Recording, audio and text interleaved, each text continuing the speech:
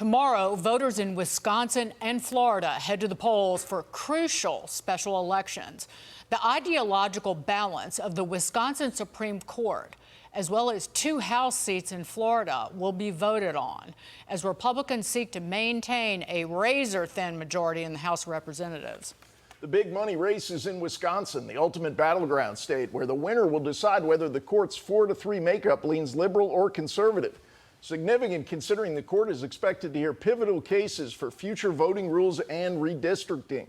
It has become the most expensive judicial race in U.S. history, with whopping cash pouring in from both sides, from George Soros to Elon Musk, who rallied for conservatives' favored candidate, Brad Schimmel, over the weekend. One of those things that may seem like it's obviously important in the state of Wisconsin, but I think it could actually be important for the country as well, and maybe for the world. The House majority right now is razor thin. It's really just a few seats. And if the Supreme Court is able to redraw the districts, they will gerrymander the districts and deprive Wisconsin of 2 House seats on the Republican side. The result of that could be that the House switches to a Democratic House, and then they will try to stop all of the government reforms that we're doing, and we're getting done for you, the American people. And President Trump just a short while ago said, vote Republican, and referring to the lady liberal run-in for the Wisconsin Supreme Court, called her a radical left lunatic.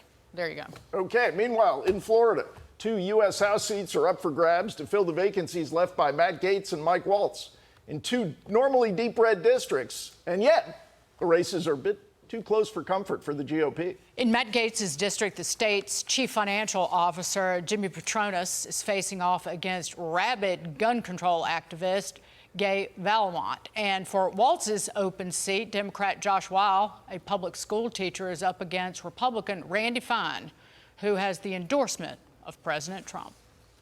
Florida State Senator Randy Fine joins us now. Senator, thanks for being here. Thanks for having me. Now, I hope I got this correct. I think Bernie Sanders just endorsed your opponent, and I believe your opponent accepted the endorsement. He actually wants to be identified with Bernie Sanders. Have I got that right? Yeah, and my opponent's never hid who he is. He is a proud socialist. He was honored to be endorsed by Bernie Sanders. Look, he's, as President Trump put it, a lunatic. My opponent not only wants to defund the police, he wants to disarm the police. He does not believe law enforcement should carry guns, that's just a cost of doing business. He does not want to solve the deficit. He does not want to close the border. I mean, everything we worked so hard to stop on November 5th, he wants to overturn. But he may make the squad look conservative. That's how radical he is. Why aren't more people, there are a lot of questions to ask, why aren't more people having come out so far in your district to vote early? I think just as based on reporting in one of your local newspapers, the early mail-in voting and 8 days of early voting, turnout going into tomorrow's election was at 17.5%.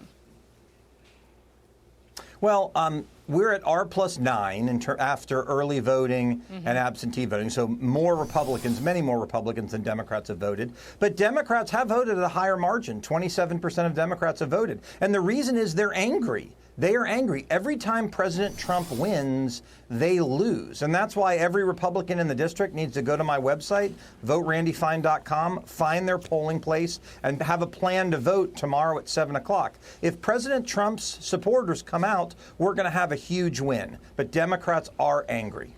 Congressman, your hat says it all in terms of how you're running this race. But I'm wondering, are you hearing from some voters, from even Trump fans, saying these tariffs, the cost of them, making us a little nervous?